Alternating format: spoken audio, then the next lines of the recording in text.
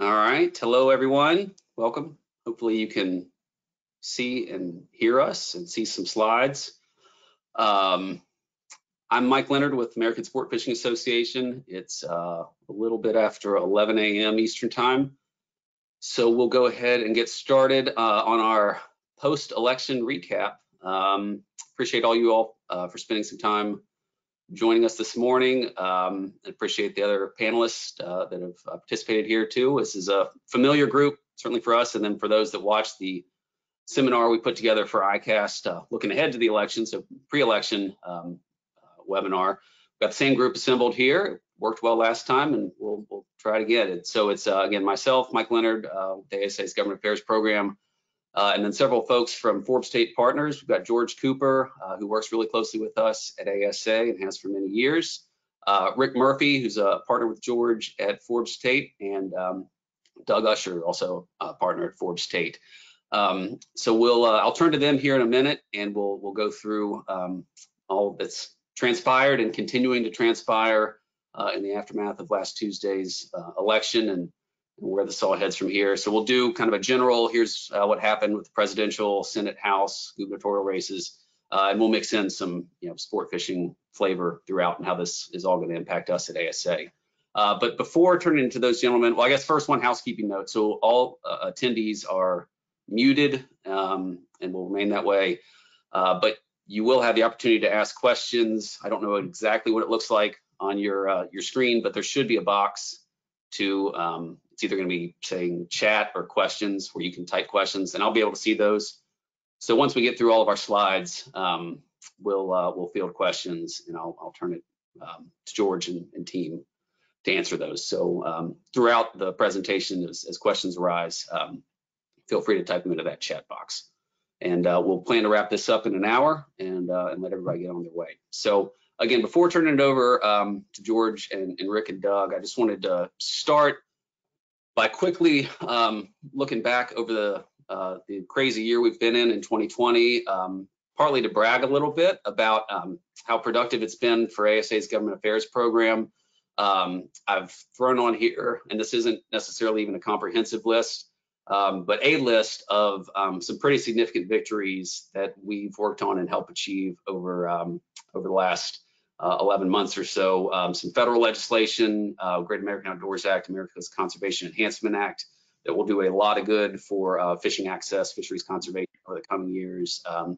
Continuing the Sport Fish Restoration and Boating Trust Fund, working on all the madness with tariffs and exclusions and securing several of those. A wide range of regional issues, marine, inland, state legislation that we either helped pass or helped defeat. Point being in all that, it's been arguably the most contentious, tumultuous year in modern U.S. history, certainly politically, about as partisan and contentious as you could imagine. And yet, somehow or another, outdoor recreational fishing in particular, we've been able to get a remarkable level of success, and hopefully things that will capitalize on this rapid increase in fishing participation that we've seen during the COVID pandemic and provide good fishing opportunities for folks for many, many years to come. So, as we look ahead, there's going to continue to be a lot of tumultuous times facing us. We'll continue to operate under a divided Congress, most likely, and everything that comes with that. We have a new presidency likely coming through. So, but again, point being that we've sort of been through this in the past in terms of having to remain bipartisan, work with all sides, find a path forward for our issues. And don't see that changing. Obviously, the issues, the players will change, but hopefully we will be prepared and ready to take all that on. So with that sort of groundwork laid, I'll now turn it over to George and let him kind of kick things off and run through all the great information that he and his team will go through. So George, thanks again, and I'll now turn it over to you. Great. Thanks so much, Mike. I'm glad we took about a little over a week from Election Day to assemble this group and talk this morning, because we need that time to settle some things out. Also for Rick, Doug, and myself to get caught up on our sleep. I'm going to let these guys briefly introduce themselves. I suspect most of you, it's always weird doing these, I can't see you, but I suspect most of you are old friends and people I know, and you're familiar with my background. And as Mike said, I'm really the day-to-day person for Forbes-Tate Partners that works with Mike and his team. And it's we've had a great year. We've had a great 2 years, and as we're going along here and picking through some of the findings from the election, you know, I'll be pointing out things we can glean that are specific to what we want to keep trying to do for sport fishing and priorities for ASA. But Doug, why don't you do a brief introduction yourself and Rick, and then we'll roll into our stuff here. Sure, thanks, George, and thanks for having us here. My name is Doug Usher. I run the Insights Department at Forbes-Tate Partners, but also do a lot of political analysis and have a background in polling, which we of course can talk about later today, but background in political campaigns, and spend a lot of time briefing clients on what's going on in the political scene, and look forward to providing some data to try to make sense of what has been a crazy political year. Thank you. Rick Murphy, partner at Forbes-Tate Partners. I'm a New Englander, grew up on the water. In fact, my mother went into labor with me in Long Island Sound, which made it interesting for her and my father. I have done 2 tours on the Hill for Senate Republicans from New Hampshire. I had my own lobbying shop for 15 years and been with Forbes-Tate for now completing 4 years. Thank you. Thanks, guys. And so why don't we jump into the next slide, the first slide here, and we're going to start breaking things down for you. First, looking at some overall top line results, and then we'll get in a little deeper on presidential, Senate, and House. And we'll spend a little time too actually on state level, but mostly we're going to stay at the federal level in our discussion today. So Doug, take it away. Sure. So as you all know, certainly based on the election returns and what we've seen so far, President Joe Biden is now the president-elect. He's got 290 electoral votes that should go up when Georgia is decided. He's leading the popular vote by about 5 million votes. You know, I come from Democratic politics, but I'm always quick to point out problems that Democrats have. And I think there are 2 things to note, which we'll talk about later on, is, you know, the popular vote continues, but the struggles at the electoral college level also continue for Democrats. And then when you look at the Senate race, you know, this is one of the few presidential elections with almost no coattails at all. Obviously, depending on what happens in Georgia, which you probably know about, that the last 2 races will be determined in Georgia in January. But beside that, there was a net of 1 gain for Democrats. So right now we stand at 50 Republican senators and 48 Democrats. At the House level, we have Democrats retaining the House, but, you know, again, not, you know, something that doesn't usually happen is that Democrats won the presidency while losing House seats. And I think we'll talk about this again in greater detail, but having such a small majority makes maintaining the caucus extremely challenging for what is a fractious Democratic caucus. And Rick, if you just want to talk about the states, or George or Rick, you want to talk about the states for a minute? I think we can save that. I mean, you know, look, it was a very good night for Republicans with the House. It was a good night or week, I guess we could say, at the state level in terms of the Republicans picking up a governorship in Montana. And then we'll get to this later. We talk about trifectas where they've got control of both houses of their legislature and the governorship. 2 of those now for Republicans in New Hampshire, Montana. So a good night for them at the state level. You know, Senate for now looks like it was good for Republicans. They had a lot more seats to defend. But when we get down into some of the other slides, we'll take you in further there. So I think for now we can just move on to the presidential, unless you wanted to just offer anything, Rick, here on the top line stuff before we go deeper. No, that's fine. I was going to toot the New Hampshire horn, but I'll wait. We'll get there. Okay, Mike, we can move ahead. So overall, just as a full summary, what you see right now is an electorate that started this election kind of tight and finished the election kind of tight. And again, you know, we'll talk about the polling in a little bit, but I think Democrats had outsized expectations based in part on polling, based in part on, you know, general hope of creating a blue tsunami. And instead we got sort of a blue drizzle, if you will, over this electorate. And I think when you think about the top line results of the presidency, and we'll get some more details, but just winning back the states that Trump won and adding 1 or 2 was, you know, the victory that I think every Democrat was hoping for. and on the Republican side, maintaining a majority in the Senate. Even if it's 50-50, they end up having to organize the Senate in a very collaborative way. When I say 50-50, the Democrats will have a deciding vote in Vice President Harris. But with that said, organizing the Senate, you don't have the same sort of committee dominance that you do when you have a majority, because the rules are determined without that Vice President involved. The state trifecta, yeah, go ahead, please, George. Well, I was just gonna say, when you look at this infographic, and we'll really get into the presidential in the next slide, it's not a lot of change, right? So all this talk of blue waves, blue tsunamis, massive change, you're not seeing much there, obviously. When we talk about the presidency, it's a binary situation, right? So one party or the other. That's obviously a massive change. But given how many seats were up in the Senate and all the talk of Democrats potentially taking anywhere from 10 to 15 more seats in the House, what you'll see there in the middle is just not a lot of change. Let's go on to the next slide. Yeah.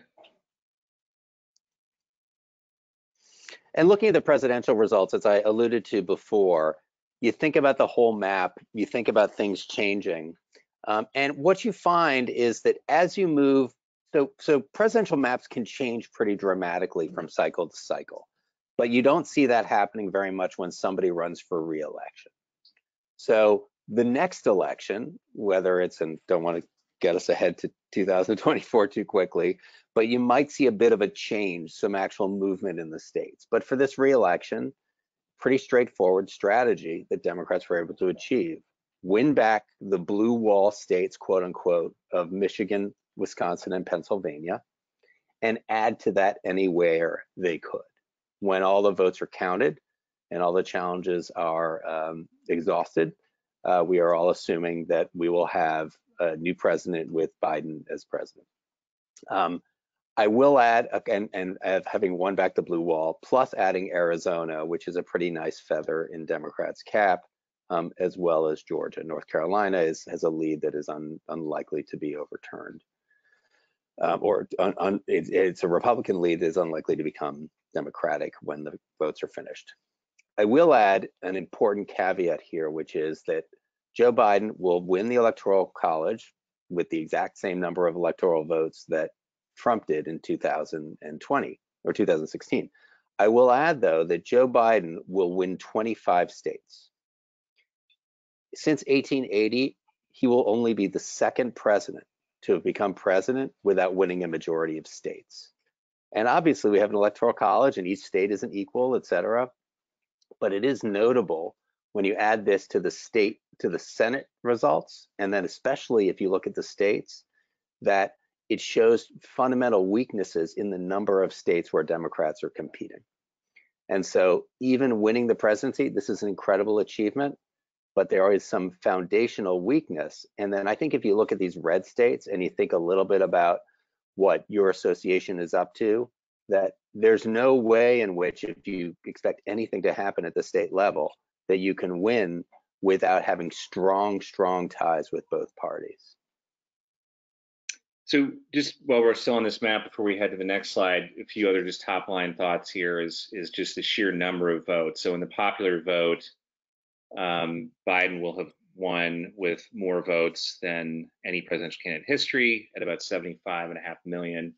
And then Trump comes in at second. The 71.2 or so million votes he won will be the second most by any presidential candidate ever. Hillary won the popular vote by about 2.6 million, I think, and Biden will have won it by about 4.5 million. So that did grow. And it is kind of amazing, though, that when we think about how that matches up with the Electoral College, to Doug's point, it's really a mirror of what we saw 4 years ago, where Biden probably comes out of this with 304 or 306 electoral votes to 232 for Biden, and Trump won with 304 versus 227. Just the other top line number, and Rick, you can weigh in before we head to the next slide if you want, but just sheer turnout. So votes as a share of the population was about 62%. 62% of eligible voters turned out, which is the biggest percentage in about 50 years. And I'm not sure what to say about that. Some people have pointed that as a bright spot, as an example of how our democracy is functioning well, but it's a pretty eye-popping number. Rick, did you want to hit in before we move? I would just add that I think politics has honestly become the new fantasy football for America. It leads in your primetime TV ratings, and people pick teams and they're rooting for them and they're showing up for them. Okay. Mike, you can go next slide. So I think we covered a lot of this, but I think that you look at how Biden won, and I think the two most important pieces of good news for Democrats is the expansion of the map, which is to say turning Arizona blue is one of those things that Democrats have been talking about for decades at this point. And the fact that they actually did it while also taking a Senate seat, we're now going to have a situation where Arizona will have voted for a Democratic candidate and will have two Democratic senators since, I think it's forever, although maybe there was a time when there was some slight DeConcini things going on, but that's getting way back in the history books there. But what is interesting is two of the things that people thought Biden needed to win didn't happen.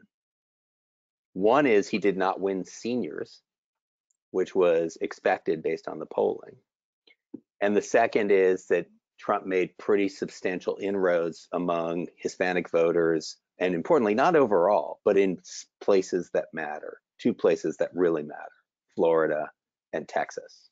And so again, as we try to think forward and take these results and try to think of where it's going moving forward, I think some of the Democratic assumptions that, there's two major assumptions that I think are being cracked right now. One is that Democrats have assumed that demographics is destiny, and with the growth of more people of color as part of the electorate, it hasn't exactly worked the way that they have expected, because you have to look at it at the state level. But the second is on the Republican side, Republicans grow up believing, and Democrats believe the flip side, that the more voters that participate, if you just expanded the electorate, it will help Democrats more than Republicans. And there's little evidence this time to show that that's the case, which is to say a relatively unpopular president with a massive electoral increase, vote increase, lost another 1.5% of the vote share. That's certainly not something people would have said. If you're going to have 150 million people voting, Biden's winning by 10, and he didn't. So I think those two assumptions that both parties make are turning out to be false. Yeah, Doug, I'd like to take a second, if I could, on both those issues. After the election, some of my very dear Democrat friends were devastated there wasn't the blue wave. And they said, I can't believe the Latino vote. What do you think? And I said, well, we don't speak to them as Latinos. We speak to them as Catholics and small business owners. And we let them figure out where they want to go. So I think that was one issue where we didn't treat them as anybody different in our electorate.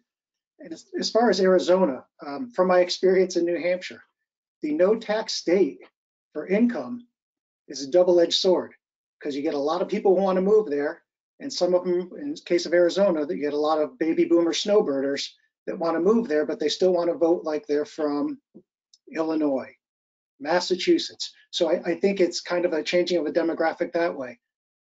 Texas, we've seen, is supposed to get closer and closer to being a purple state. Didn't happen this time, but again, another no tax state that's helpful and to retirees.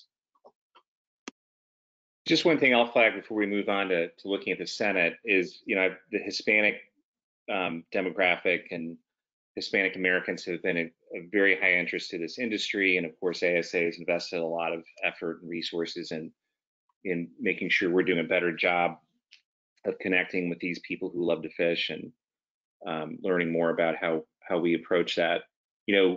Certainly, as Doug said, in Florida and Texas, you saw some pretty astonishing results with Hispanic voters, but it's also, a lot of people needed to wake up to the fact that this is not a monolithic voting bloc, and that there are lots of subtleties and flavors within within the Hispanic community, particularly when we look at a place like South Florida and think about Cubans and Venezuelans and Puerto Rican Americans. And then if you look at what drove some Hispanic voting changes in Texas, a lot of it down along the border, some assumptions I think were shattered there in terms of how those voters might react to the Trump immigration record to date. But I think it's worth noting, if you look more broadly in other states as to how Biden did versus Trump with Hispanic voters, Biden still had a what I would call a massive advantage. So I'm not poo-pooing these other things, but it's something as everyone takes a breath and starts to pick through this more to look at very thoughtfully and carefully. The other thing I just thought was interesting, we'll get into it here today, but is how much better Trump did with Asian American voters. He had a significant jump up there from 4 years ago. Okay, let's jump on to the next one, Mike. All right. So I guess this is my world, is what happens with polling. It wasn't a great night. And here's I have a few just quick thoughts about it. The first, and this is most important, is to understand what the problem was and where it happened. I know for sure where it happened, right? And what's fascinating, I think, to most viewers of this is the same three worst states were the worst states of 2016 were the worst states of 2020: Wisconsin, Iowa, and Ohio, right? They were the biggest misses last time, the biggest misses this time. And then this time you add Texas and Florida, and you have the whole sum of what could have been the real blue wave, right? If anyone said there's going to be a blue wave, you would have said, yes, it's going to happen because Democrats, Biden's going to win the states that we've already talked about, the ones he did win, plus an Iowa, a Texas, or an Ohio, or a Florida. Any two of those, of Ohio, Iowa, Texas, and Florida. And this goes from being a sort of edging out win for Democrats to Republicans having to rethink everything. But the polls were wrong. The bigger problem to me overall is that the national polls were also really wrong. And when you look at the final, in the end, it says 4.3, probably Biden's going to win by 4 points. But, national polls, I mean, it says 7.2 is the final polls. It could be anywhere from 7 to 8. It depends on who you look at. The best explanation I've heard is, everyone knows the methodology issue. It's hard to reach people on the phone, et cetera. The reality is it's hard to reach Trump voters. And it's not because they lie. It's because they're not picking up the phone. And that's true across groups. So, to me, the fact that it looked like Democrats might win seniors, Biden might win seniors, and he lost seniors, it means we're completely misguided in how we look at the electorate going in. The fact that white women ended up even stronger for Trump than he did before, again, creates people making mistakes, Republicans and Democrats, as they look at this.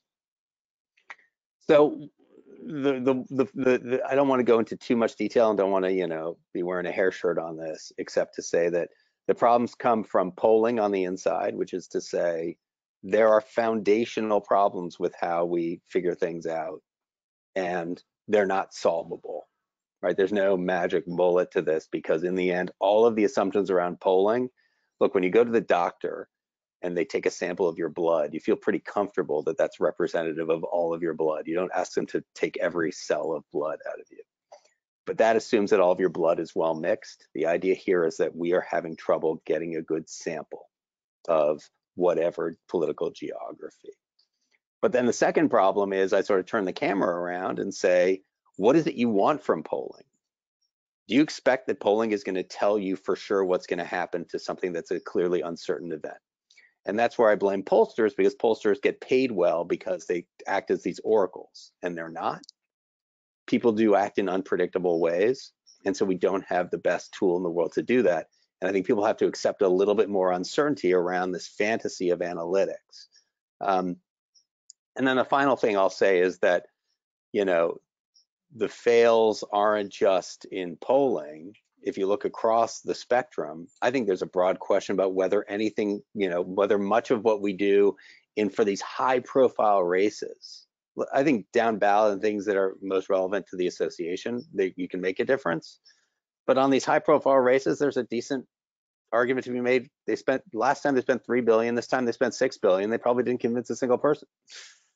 So I'll leave it at that on polling, but I did want to just be sure we talk about that, because that is a significant issue, and to rethink not just how we do it, but how we use it. And I should note, before we move on to our Senate discussion, Doug is something of a recovering pollster. The work Doug does at FTP and with lots of our clients, you noted he introduced himself as being our director of insights. We have moved on from polling, and it's not to say we don't use it in some of the guidance we provide clients. We do, and Doug weights it appropriately, but we focus much more on information we can glean from social media and use lots of really cool, amazing new tools that Doug has in some cases helped develop, and that the folks on our research team at FTP work with Doug on. So don't think of Doug as a pollster. Doug is an evolved political analyst who provides insights. All right, Mike, we can go to the next one. I love it. It's great. So I'll start with this one and let these guys chip in. Rick's insights here are particularly important as a former Senate chief. Rick and I spend a lot of our time on the Senate side in our day-to-day work. This, as you'll recall, was a situation heading into last Tuesday where Republicans were defending about twice as many seats as Democrats. It was, I think, 23-12 thereabouts. And the split in the Senate, which we still have today, will actually change soon, was 53 for the Republicans and 47 for Democrats. Democrats, you'll see there with the blue 2, netted 2. They didn't net 2. They picked up 2. One in Colorado, former Governor Hickenlooper, who you may recall was briefly a presidential candidate, and then Mark Kelly down in Arizona. And by the way, Mark Kelly, that was a special election to fill a seat that was vacated, and he'll actually be sworn in soon, before the end of the year, as early as the end of the month. And then the great news for Mark Kelly is he gets to run again. That seat comes open for its full term in 22.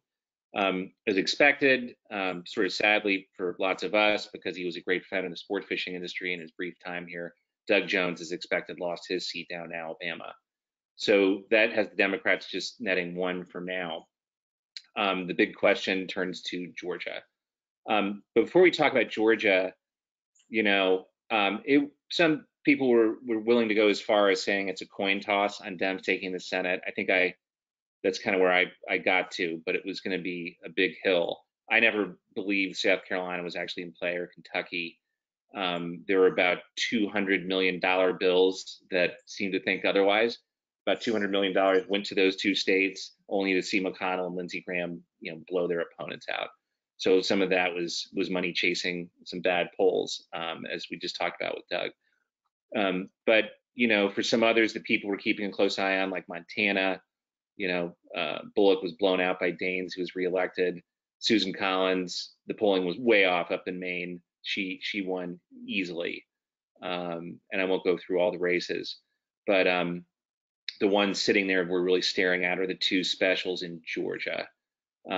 So I'll pause there, Rick, and see what else you might want to say about what we saw in the Senate races. No, George, just somebody like a Cory Gardner, great candidate, just probably the wrong state for him. Sometimes somebody like a Cory Gardner gets swept into office on the right year, and it's hard to maintain. Other than that, it's all Georgia right now. And so just to be clear on sort of new members coming in, so you've got Hickenlooper, as I said, former governor of Colorado. He's, when it comes to our stuff and outdoor recreation, that's someone we'll be able to hit the ground running with for sure. Kelly's a little less known of a quantity, former astronaut, husband of Gabby Gifford. But again, these two. Pardon me? Is that Kelly will probably be put on commerce, since they have most jurisdiction over space. So therefore, he's somebody that we should be educating soon. Right, that's a great point. It's notable, these are sort of my kind of Democrats. These are moderate pro-biz Dems. These are people who are going to understand immediately the need to have good relationships with our industry and the outdoor rec world in general. Other new senators coming in: Tommy Tuberville beat Doug Jones in Alabama. Football fans out there know his background. Bill Hagerty won in Tennessee, and then the other new senator won't be new to Congress, but Cynthia Lummis, former House member from Wyoming, won the Senate seat there. Anything else, Doug? Did you want to add anything on what we saw in the Senate races, or either of you want to say anything else? No, I think you covered it. It's great. Okay, Mike, we can. Oh, I guess move on. one quick thing I will add is that in 2016, exactly 0 states voted for one candidate, for one party for president, and the other for Doug, Senate. hang on one sec. Hey, Mike, why don't you advance, because this is a really important point. We can go past the next slide. Oh, great. Perfect. Thank you. So yeah, so thank you, George. So it's just an important note around how, to Rick's point, that like people are looking at politics, I wouldn't say all politics, but definitely like presidential politics and Senate politics as a team sport. And in 2016, excuse me, as you can see on this chart, exactly 0 states voted differently for president and Senate in terms of party. This time so far it's 1. That's Maine, where Susan Collins won despite a pretty resounding Biden victory. But to me, and so Georgia may flip that, which is to say Georgia is likely to go to Biden. I don't know whether Democrats could get 1, 2, or 0 seats there.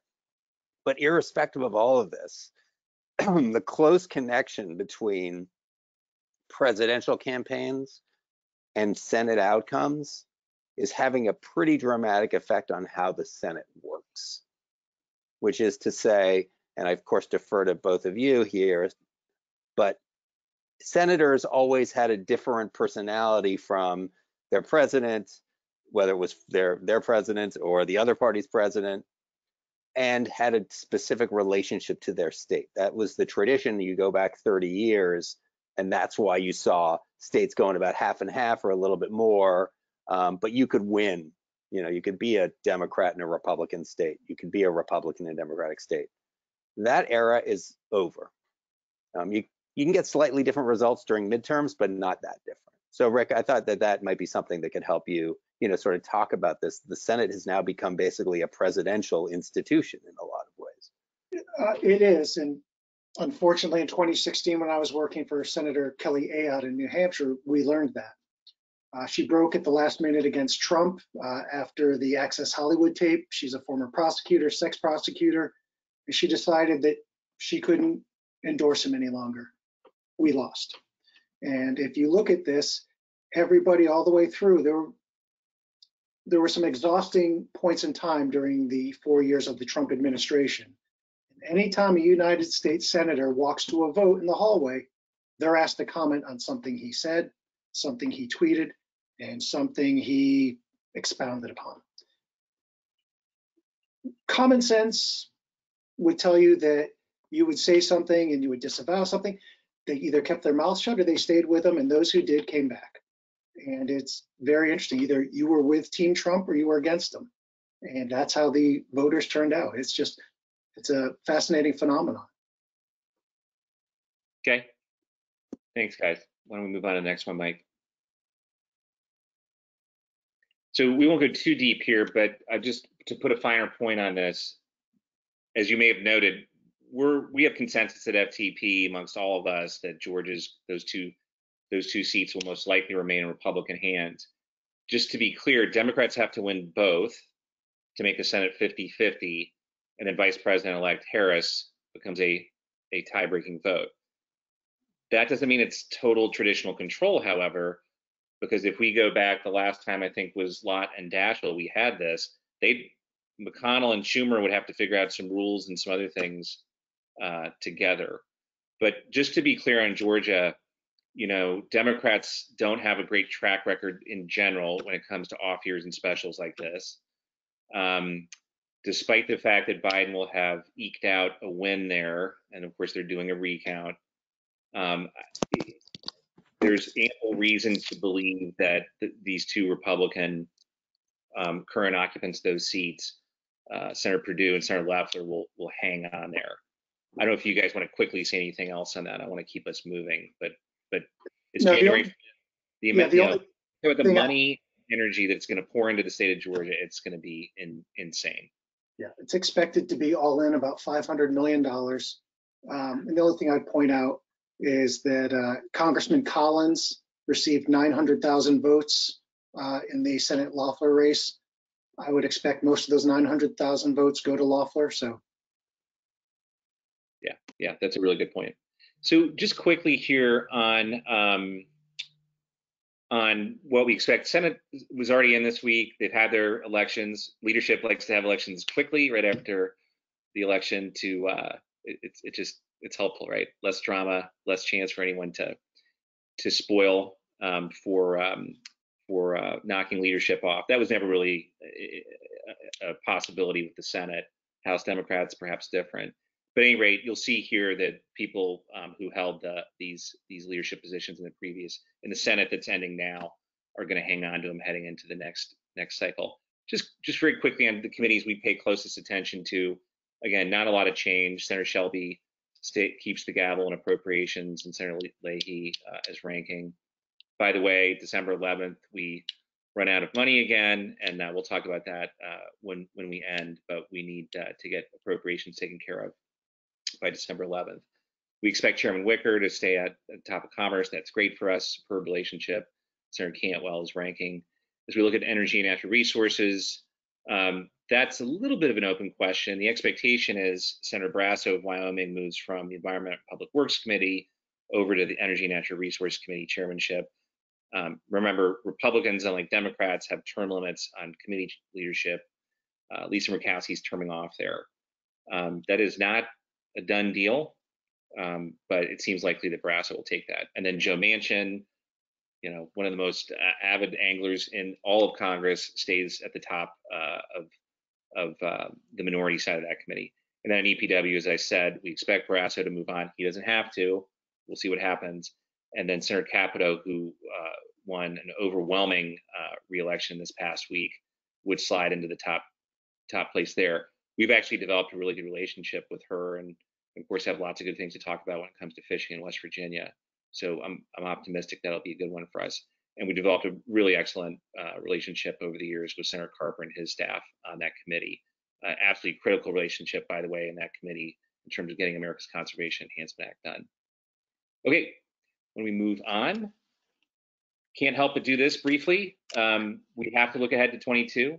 A lot of the victories that Mike listed out at the beginning on the brag board there had to do with us paying attention to who was in cycle. So when we think about the Great American Outdoors Act, the fact that Senator Daines and Senator Gardner, both in tough re-election fights in Montana and Colorado respectively, were encouraged to stand up and be our leaders and get directly to the president, all, the absolute most helpful thing we could possibly have.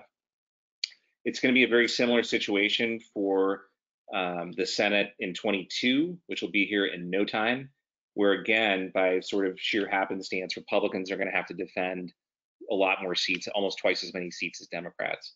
And so for Republicans, they're going to be defending 22, Democrats 12. And for Democrats, I think the critical thing here to add is the overlay. This looks to me, if you look at this, you say, oh, this looks like the presidential map, which is to say the only, again, using structural forces, leaving aside candidate equality and all of that, but if you just take the structural forces that have been dominating, the only places as you look that look interesting are Pennsylvania, which has a red governor and went for, Biden, but frankly went for Trump 4 years ago. Wisconsin, again, Republican, went for Trump last time, went for Biden this time. And where else, right? Nowhere else is interesting. Right? You just look and say red states have red folks, blue states have blue folks. And so the real competition, look, things are going to change over time and it depends on what goes on. There could be a dramatic change. There can be a big wave, who knows? But God, this does not look like a map with much change ahead. And then look at the 3 Senate Republicans that are retiring: North Carolina, Pennsylvania, Wisconsin. So right. Candidates will be mattering. That's right. That's right. But the idea is you go in here and normally you expect like 12 races to be competitive. And I think Democrats in a lot of ways pretended that 10 races were competitive this time. Right. That's a key point. So these guys put their finger on it. There's a bunch of states You've got these open seats in North Carolina, Pennsylvania, Wisconsin, states you're sick of hearing about if you've been watching the news the past week. And you are going to have what some people will characterize as potentially tight races. Will Marco Rubio have a tough race in Florida? Who knows? But at any rate, those considerations aside, Portman's up in Ohio, but right, we reminded Port that Ohio's really red now. Regardless, you're going to have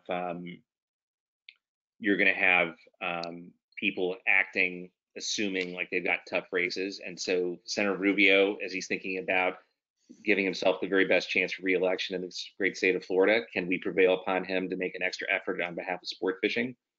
Probably can do that. So let's move on.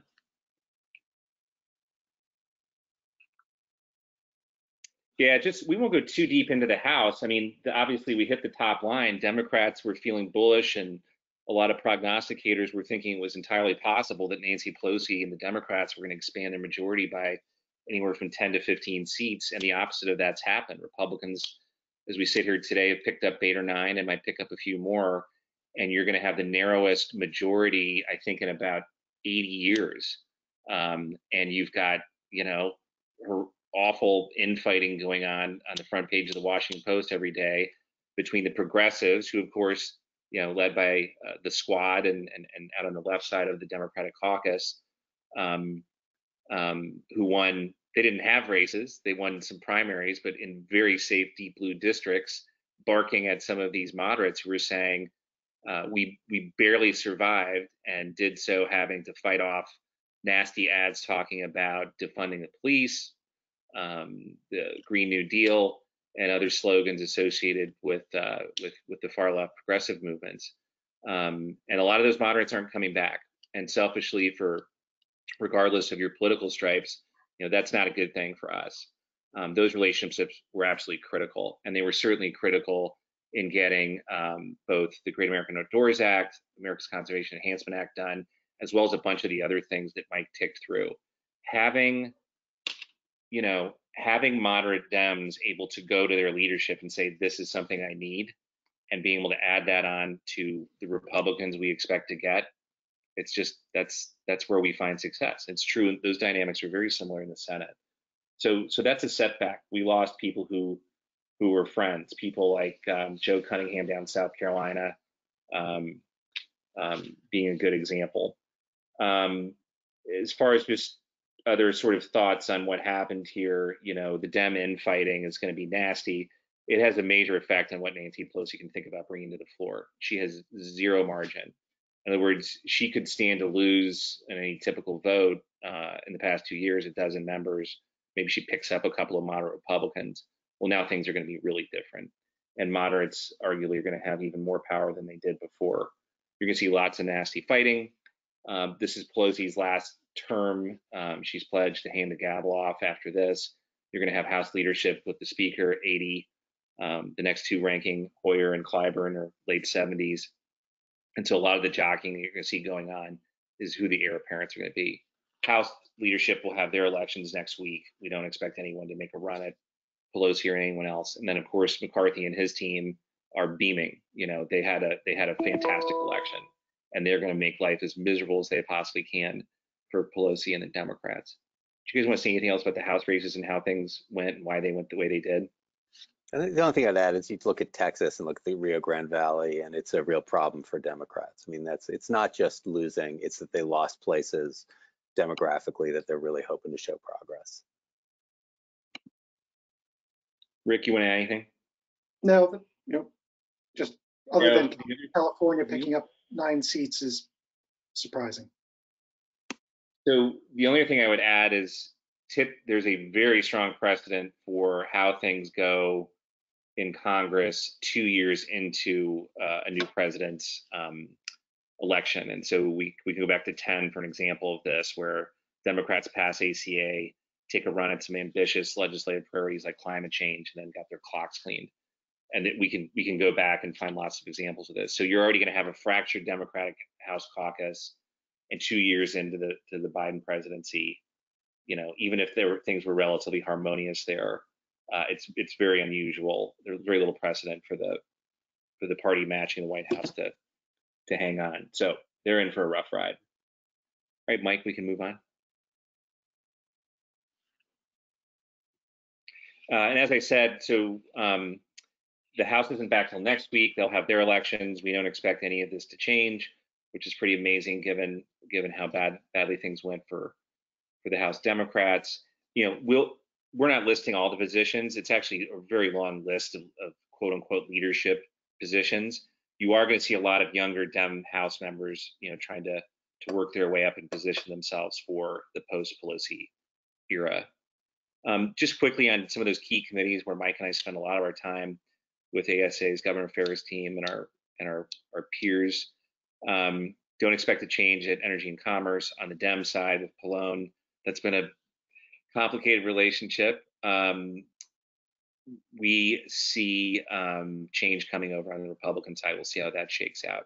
Some of those more appealing options than others. Over at Natural Resources, Grijalva hangs on. Don't expect changes on the subcommittees. Some of you have met Jared Huffman from California, who's ended up being, to some people's surprise, a good ally for us, someone we can really work with. I don't know if we can go all the way to call him an ally, Mike, but he's been good to work with. This is going to be a big change. The ranking member on the House Natural Resource Committee will no longer be Rob Bishop. He's retired, and some very different choices here. Typically, it is a Westerner. So much of what that committee does is oversight and management of Western resource issues. And Bruce Westerman from Arkansas, who I suspect some of you on this session have met, has been a very good friend to us and has good staff, someone we can really work with. Paul Gozar is extremely conservative out of Arizona. I would think Westerman has a much better shot at this, but we'll have to see. And then Ways and Means we don't expect to change. All right, Mike. I don't think we're going to spend too much time in the states here today. I mean, there's not a lot to talk about. Again, the trifectas that people look for, Republicans picked up too in Montana, New Hampshire, and that's a big deal. I guess the main thing I'd flag here is this matters a lot for potentially on congressional redistricting, right? So taking the caucus number or the census numbers we're going to have in about half of the states, the state legislatures then make decisions about congressional districts. So that's a big deal. But I don't know if you guys want to add anything on that. You don't see a lot of change there, obviously. Okay. Move on, Mike. So we'll just land here. We want to leave some time for some questions, some answers. I'll offer just kind of a few closing thoughts. We've passed along most of our major takeaways from this election. I don't think there's too many to add here. I'll just kind of instead focus on divided government and the reality that's gonna spell for us. There was lots of talk and speculation about if Democrats take the Senate, are they going to do away with the filibuster altogether? Are they going to do a massive climate bill? Are they going to revisit the 17 tax bill? And are we going to see corporate taxes going up, et cetera, et cetera? All those big things that were already causing people here in Washington to lose sleep over and pull their hair over or drool about for the time being aren't going to be considered. Again, assuming Georgia, the Republicans win both of those seats, if not just one of them. A big thing people are paying attention to, a parlor game in Washington right now, is what is the Biden-McConnell relationship really going to look like? As you may recall, Mitch McConnell was explicit in his take on President Obama when Obama came to town and talked openly about making his mission to defeat that Obama be a one-term president. And that was not a great way to get started. And they never did form a meaningful relationship. Joe Biden was in the Senate for 36 years. He hasn't been there for a while, but he's a creature of the Senate. When the Obama administration had things they absolutely had to get done, Joe Biden was the guy sent to the Hill. President Obama never really demonstrated an appetite for getting down in the weeds and negotiating directly with Congress, inviting one to play golf or have a beer, and Biden will be the opposite of that. So we'll just have to see how that goes. If we look at what McConnell has said so far, it's been far more reserved than the kind of things he was saying about Obama. And you can imagine these guys cutting some deals. But it's going to be small ball. I mean, relatively speaking, you're not going to have big, massive pieces of legislation. Some people will call it gridlock. it's going to be modest. It's just not going to be a lot of legislating in general. But as far as getting an infrastructure, the ever elusive infrastructure package done, that's a deal you can imagine happening. Getting a big COVID relief bill done, probably not going to get done here in the lame duck. Can they knock it out this winter? When you've got McConnell, Biden, Pelosi, it seems far more likely.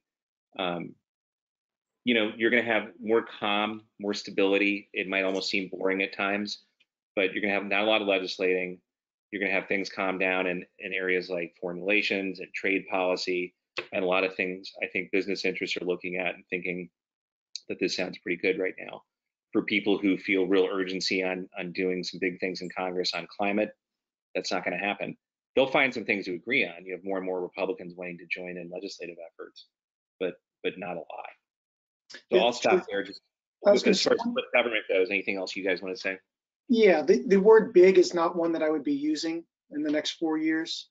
I don't think we can confuse Leader McConnell's relationship with President-elect Biden as a free pass. He's a pretty tough guy, pretty good negotiator. And I think negotiations are going to be where we get everything done. Could there be an infrastructure bill? Yes. But we're going to have the right flank of the Republican Senate caucus be fiscal responsibly again. They're going to find their way back to it. We're going to have about 4 or 5 of them running for president. Rediscover austerity. Exactly.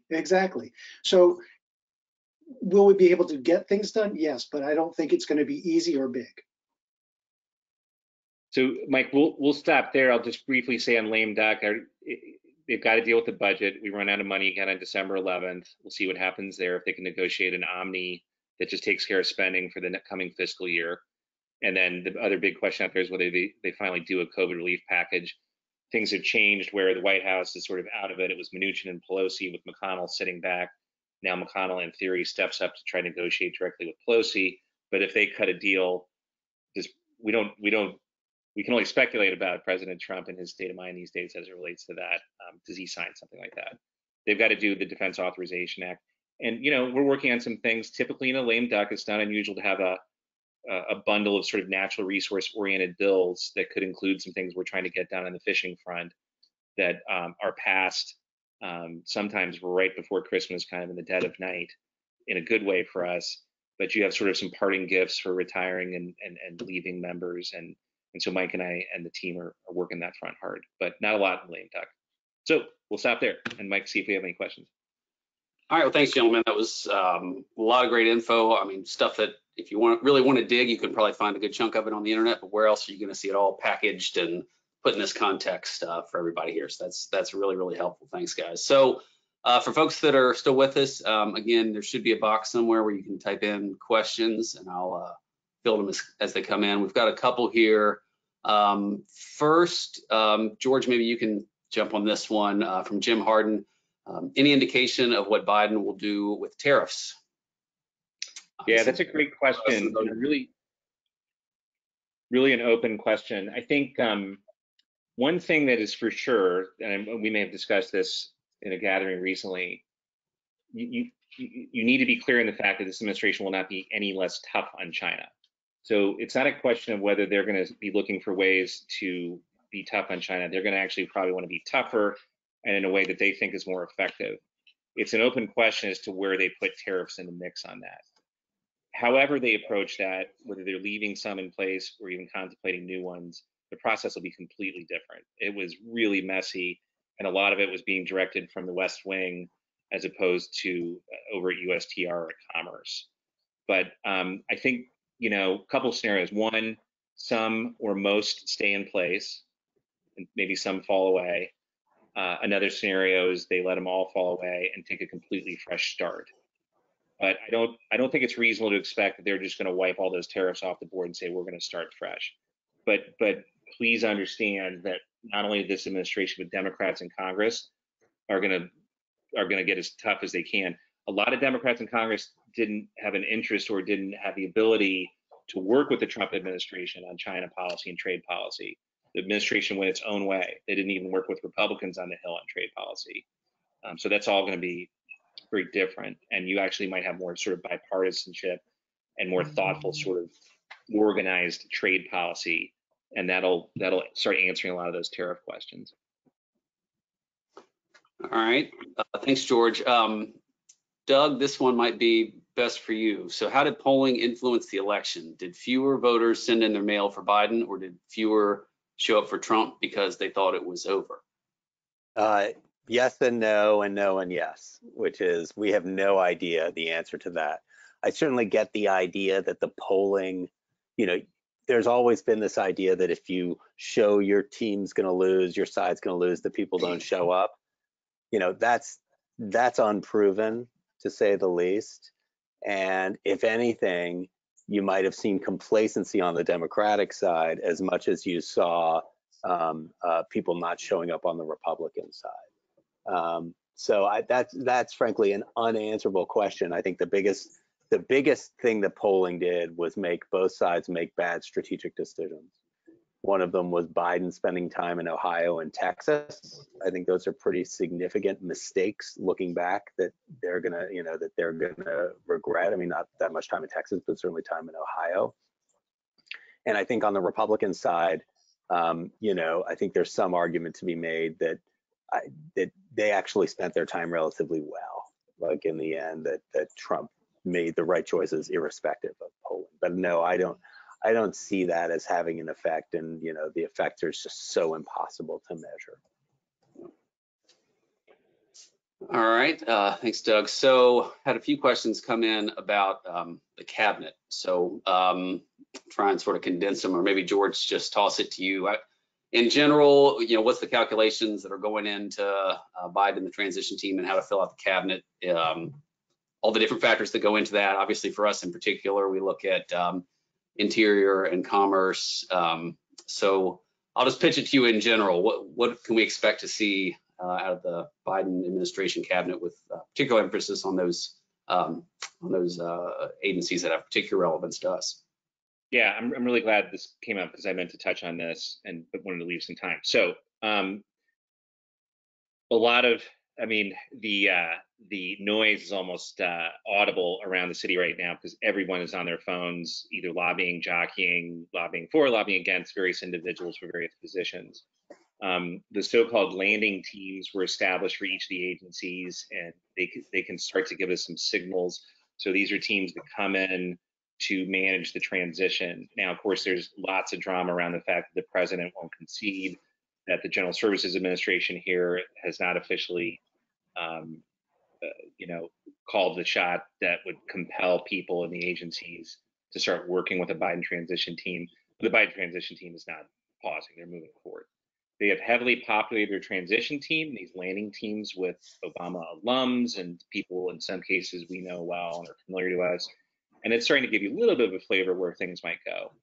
Some of the biggest questions right now is, for one, I think it's going to be very convenient and helpful to Biden and his team to say, look, we're looking at a most likely a Republican Senate, if not a very narrowly divided one.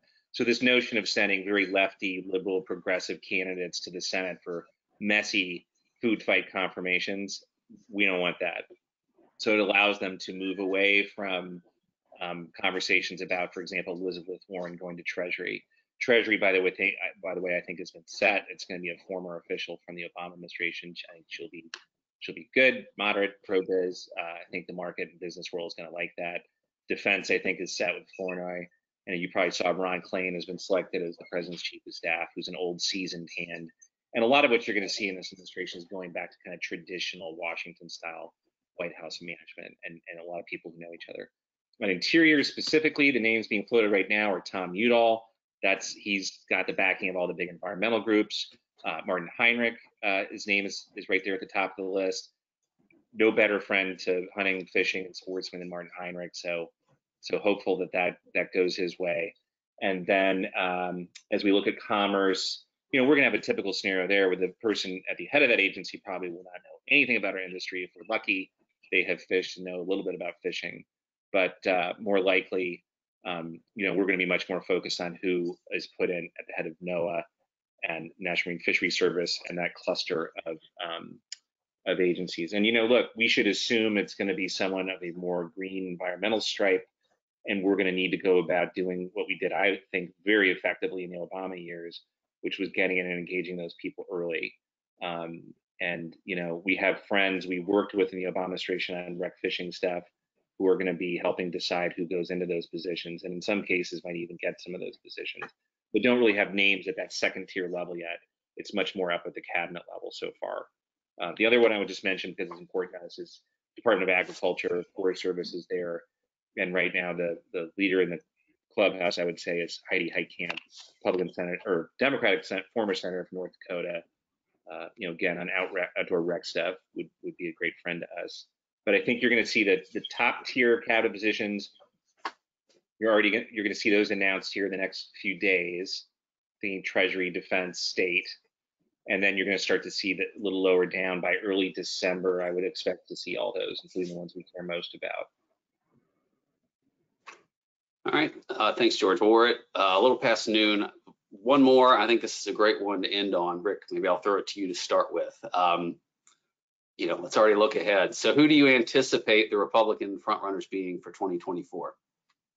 Well, we'll start with Donald Trump. I was really, really hoping someone would. That's an easy one. We'll start right there. I think we're going to see some people like a Tom Cotton. He's going to be a hawk on China. He's forceful. He's smart. He has the freedom to have been from Arkansas. He runs pretty much unopposed, although he did have a libertarian run against him who got 30% of the vote. So I guess that's a protest vote. We'll see what Ted Cruz thinks. Nikki Haley. There are going to be a bunch of people, but I'll probably get, this is being recorded, so I shouldn't say this with my New Hampshire connections, but I think South Carolina and Nevada, I should put Tim Scott in there. I know he's thinking about it. South Carolina and Nevada are taking a larger and larger role from your Iowa and New Hampshire. Yes, they're first. Yes, you have to put your time in there, but I think the demographics of the other two states really matter. You have to survive Iowa, you have to survive New Hampshire, and then you start winning in the other states. So Donald Trump's the front runner, but I think a Tim Scott, I think a Tom Cotton and a Nikki Haley are your other top tier. So Rick, I wanted to ask you, so supposedly the president's mulling over what he says about running in 24, and I guess it's anywhere from the range of, he comes out and says, this election was stolen from me, we had improprieties with voting, etc., but I'm definitely running in 24. So my first question is, do all those people then just, Pence, none of them even think about running? And then my second question is, if he just puts it out there as a possibility, what do these people do? A good friend of mine said, one could only hope a lot of people challenge him because he'll make mincemeat out of them. Just think of the nicknames he'd give them and the vitriol he would spew at them. So I don't know the answer to that. Since we're having fun, let's say Don Jr. decides to run against Marco Rubio in Florida. Who knows? Like there is so much to be done with this show that we don't know. Right, the spinoffs. And the spinoffs. One thing I do want to say for the sport fishing industry, I don't know how many outriggers I saw that did not have Trump Pence flags flying from them over the course of the summer.